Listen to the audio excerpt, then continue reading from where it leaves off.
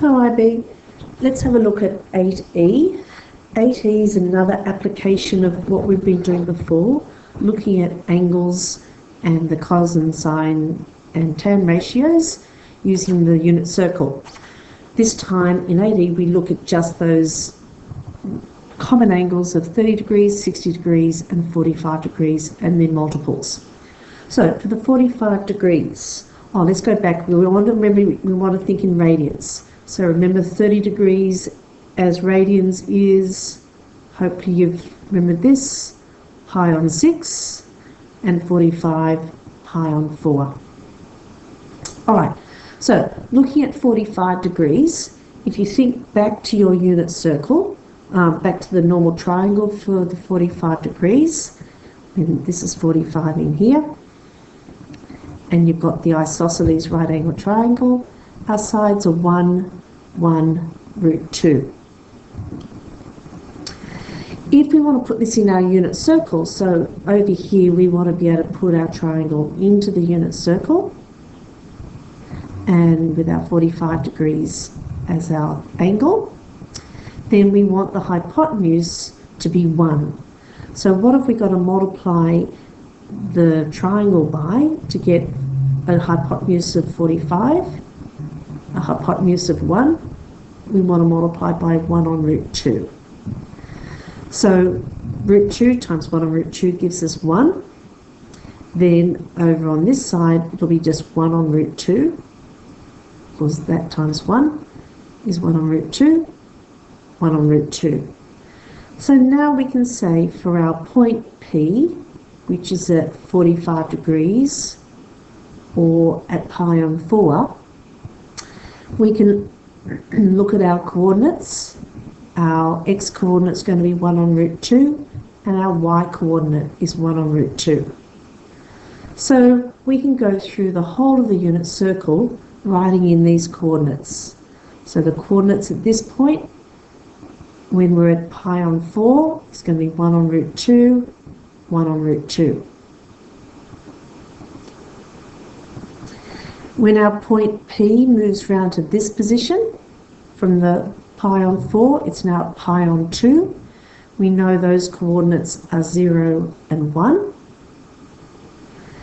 Over on this side, it's like having our 45-degree triangle over this way. There's our 45. But the angle is in fact 3 pi over 4. So that's that whole angle. 3 pi on 4. So our coordinates now, our x-coordinate, when our point's over here, is going to be negative. Remember, the x-coordinate is cos theta. So we've got minus 1 on root 2 for the x. The y-coordinate is still positive, 1 on root 2. And that's the same as the sine of the angle. So remember your rule, ASTC, all positive. The sine or the y coordinate is positive in that second quadrant. So pause the video and you have a go at filling in the rest of that circle for all the other points around the whole circle. So hopefully you've been able to do that and you've come up with these coordinates. I've also put in there the actual angles in radians as well.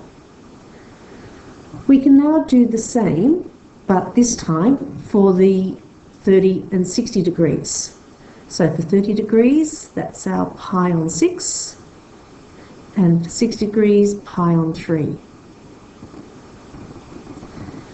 In our standard triangle, which shows the ratios, if that's 60 degrees and we've got 30 degrees up here, then the ratios of the side are 1, 2, root 3.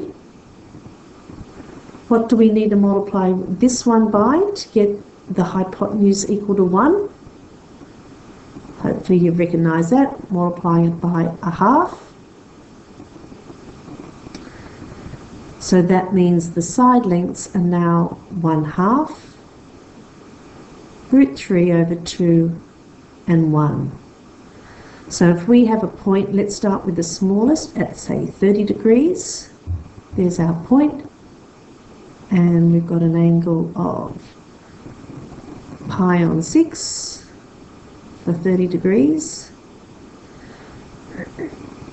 So our triangle comes in like this, and that's 30,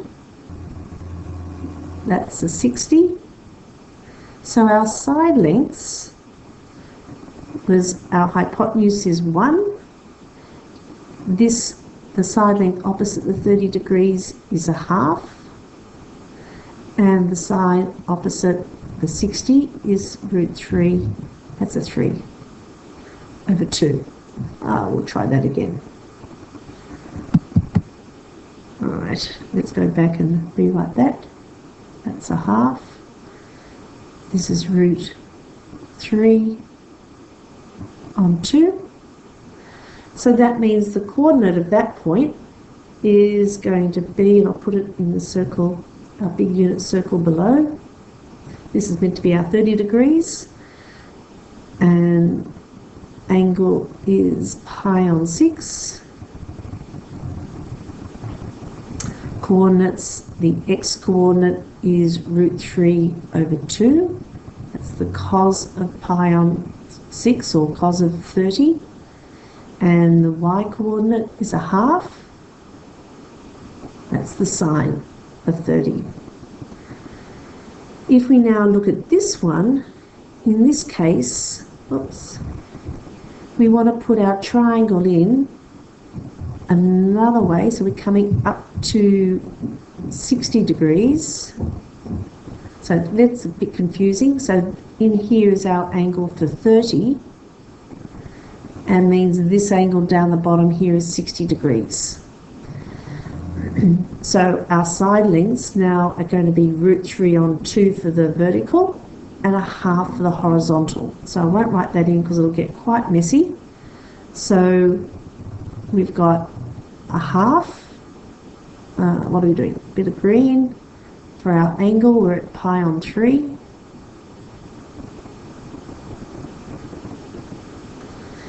And our coordinates,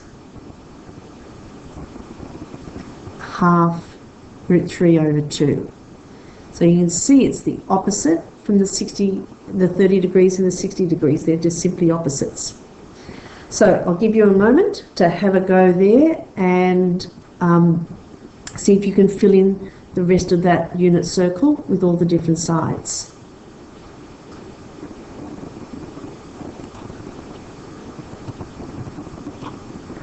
So I've left that there.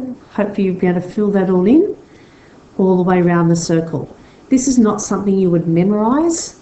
You should, the thing you need to memorise are your triangles and your ASTC. Understand where they are and to know the coordinates of your point, cos theta and sine theta. So let's just do this one example here, and then we'll leave you the other ones to do. So if you've got a unit circle, we want to find sine beta, cos beta and tan beta, where b is equal to 5 pi on 3. So if you think whereabouts is 5 pi on 3, it's almost at 2 pi.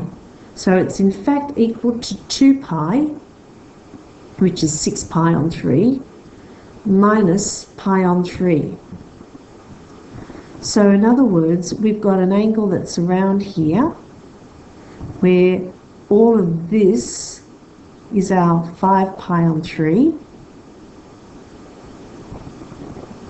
and our reference angle in here is going to be pi on 3, which is 60 degrees. So if you find it easier to think, right, 60 degrees and then make your triangle using that, that's fine to think it through. So our side lengths, if that's our 30, then this side here is going to be 1. This side here is root 3, and this side is 2. So you don't need to make the hypotenuse 1. It's enough to put in that standard triangle, and then you can think through what all the other ratios are. So if we now want sine b, sine beta, is going to be opposite over hypotenuse, so it's going to be root 3 over 2. But then if you think sine beta is like the y-coordinate, what do you know about the y-coordinate for a point down in this quadrant? It's going to be negative. Or if you also think ASTC. So either think y-coordinate or ASTC, and sine of beta is going to be negative. Cos beta, that's going to be adjacent over hypotenuse. So our adjacent is 1 over the hypotenuse of 2. That's our x-coordinate. In the fourth quadrant, our x-coordinate is positive, and so it's a positive half. The last one here, tan beta, opposite over adjacent, so it's root 3 over 1. And then you think, well, remember this tan beta is about the slope of the line. That has a negative slope, so it's a negative root 3 on 1, or else thinking from your ASTC in the fourth quadrant, tan is negative. So you can think that through either way, and of course you can just write that as negative root 3. So have a look, think of those, make sure you understand, and then we'll look at some other examples next class. So thanks for listening, and we'll see you in class.